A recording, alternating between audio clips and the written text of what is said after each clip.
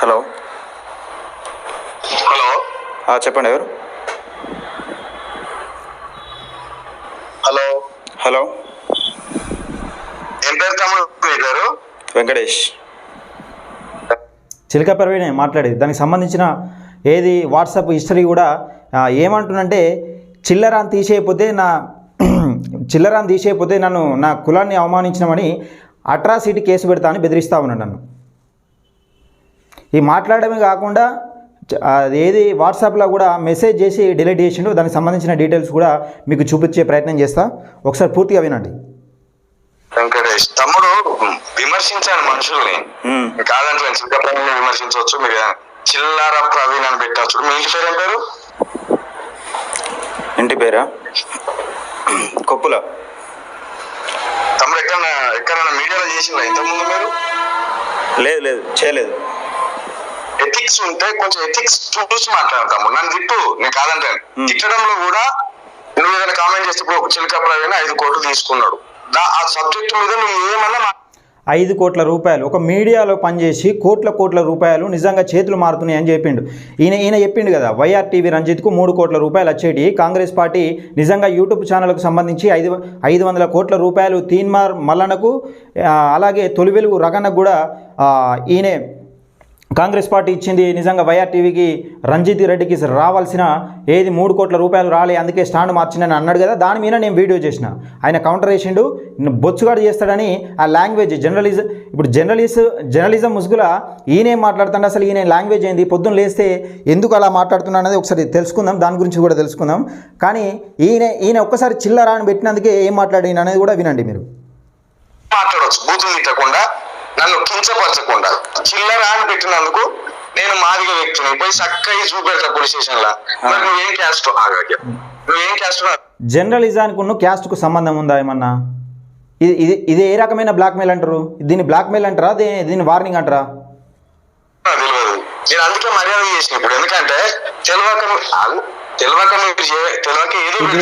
ఇది చూడరు ఒకసారి. ఈయన పక్క పంట ఈయన బెదిరించడానికి ఫోన్ తీసుకుంటే ఈయన ఆగు చిన్నపిల్లాడు కదా అని మాట్లాడతాడు ఈయన.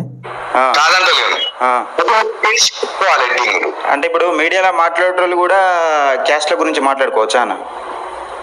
100% మాట్లాడవచ్చు, కానీ క్యాస్ట్ మీద ఇన్స్టాల్ చేస్తే కేసు అవుతుంది తప్పకుండా. అదే క్యాస్ట్ మీద ఇప్పుడు నేను నీ మీద ఇన్స్టాల్ చేసిన కదా, ఇప్పుడు నేను నీ మీద మాట్లాడినా, క్యాస్ట్ గురించి మాట్లాడలే కదా. తమ్ముడు పూర్తిగా విన్నాక నువ్వు నన్ను ఏమన్నా అనొచ్చు. ఏమన్నా అంటుంటే చిలక ప్రవీణ్ మీద నువ్వు ఎన్ని విమర్శలు చేసుకోవచ్చు పొలిటికల్లీ. నేను చేసింది పొలిటికల్ విమర్శ.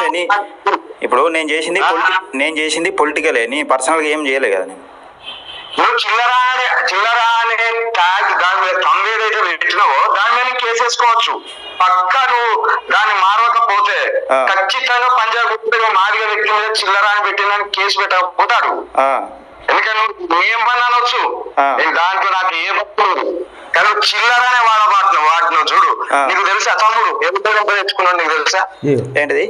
ఈయన ఏమంటాడంటే మళ్ళీ ఇదే కొలుపు. ఈయన దగ్గర ఆధారాలు ఉండే, కానీ ఎవరెంత తెచ్చుకున్నాడు, ఏం మాట్లాడుతాడు, ఏదో బట్ట కలిసి మీదేయాలి. ఈయన దగ్గర ఆధారాలు ఉండే, పాడు ఉండదు, ఏది మాట్లాడినా మళ్ళీ అదే మాట మాట్లాడుతూ ఉంటాడు.